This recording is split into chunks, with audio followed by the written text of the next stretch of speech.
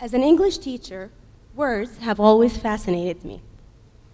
They're like spices, you know? They can turn a dish into a piece of heaven. But if not used carefully, they can take it to the hospital. Words make or break a relationship, a job offer, a community, or a person. By the way, we've all spoken in multiple languages. We seem to be keen on figuring out how to speak to other people. But have you considered in what language do we speak to ourselves? Do we speak in German, French, Mandarin, Arabic, English? In which language do you speak to yourself? I call it the language of lub-dub. Lub-dub, and I swear to God I'm not making this up, is actually a scientific term used for the murmur sound. That sound is exactly how your heart speaks to you. In a very interesting experiment done at Doon University, they had a plant, yes, two actually, spoken to in different ways. One was spoken to positively, and the other was spoken to negatively. I know what you're thinking. It's not the crazy plant lady here. But, believe it or not, the plants that were spoken to positively flourished. The leaves grew bigger. It was even greener. How could you have more chlorophyll just simply by being spoken to? That was a plant. If a simple living organism seems to respond so well to positive words, what about us, humans? What about how we speak to ourselves?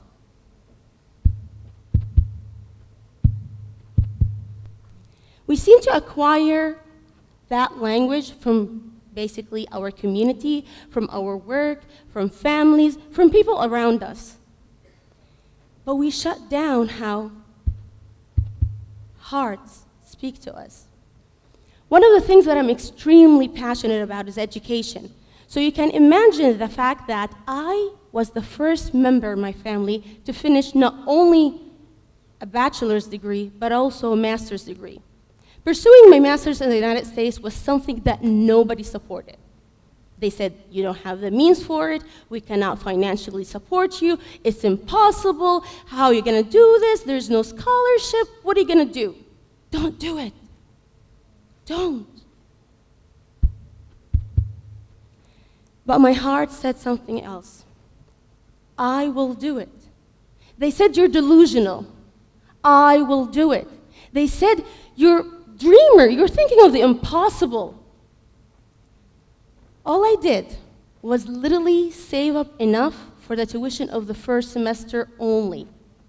I put myself on that plane and I headed there.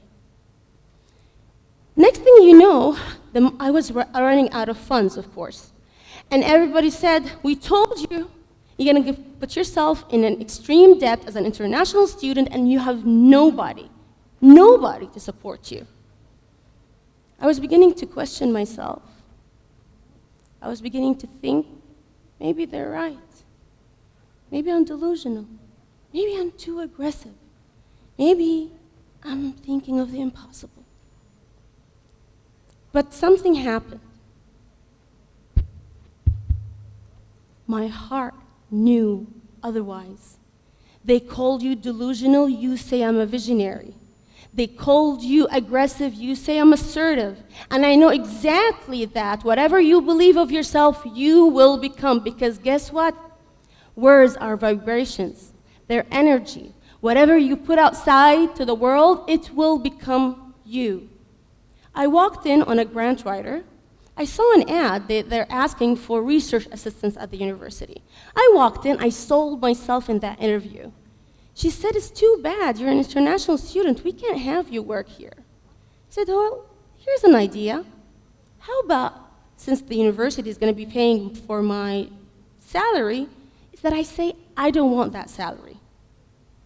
You want to work for us for free? Here's the catch.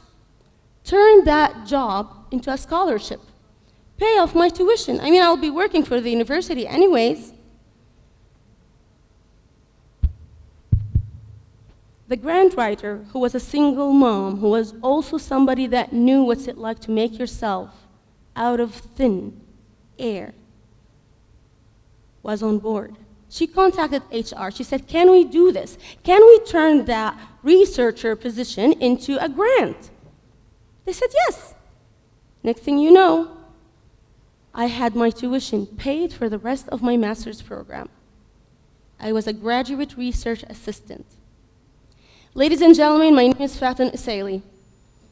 I am a researcher in the bilingual bicultural education, and I was a speaker at the Early Literacy Conference teaching experienced educators about the bilingual children and their language gap as that grant receiver. I also became a huge advocate for literacy among the Iraqi refugees, and I became an advocate with the United Ways for children that are at risk. All of that happened during my master's program. All of that happened when everybody said, don't go, you're delusional. Don't go, you're a dreamer. If I listened to them, none of this would have happened. A lion that is born and raised in captivity knows nothing except the life that he's been in, yet we lock that cage. Why do we do that? What are we afraid of?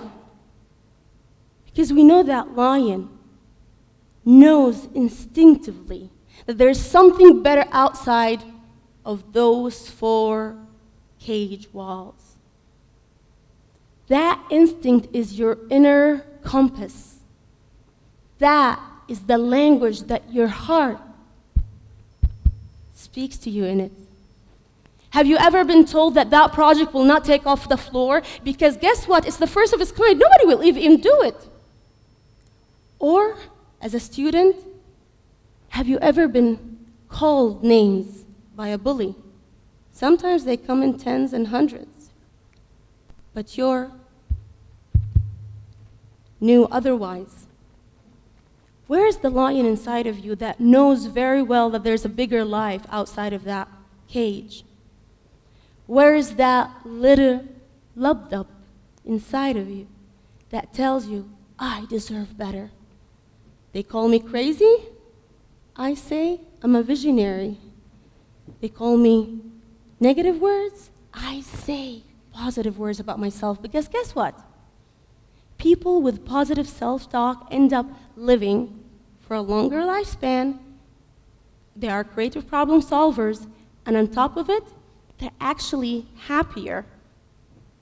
Their cells are happier just by the way they speak to themselves. Just by the way, just like that Chinese bamboo tree is under the ground, watered every single day for 5 years, and people are thinking, this dude is crazy. You gotta understand that that Chinese bamboo tree, after 5 years of being watered, it grows up, and it's shown. Now let me ask you a question. Did it show and grow in a span of 2 weeks? Or because of those 5 years, it was watered? And in those 5 years, guess what they called the person that was watering it? Crazy. What are you doing? You're watering a plant that you can't even see? It's not what you see. It's what you feel in your lubdub. Back to you.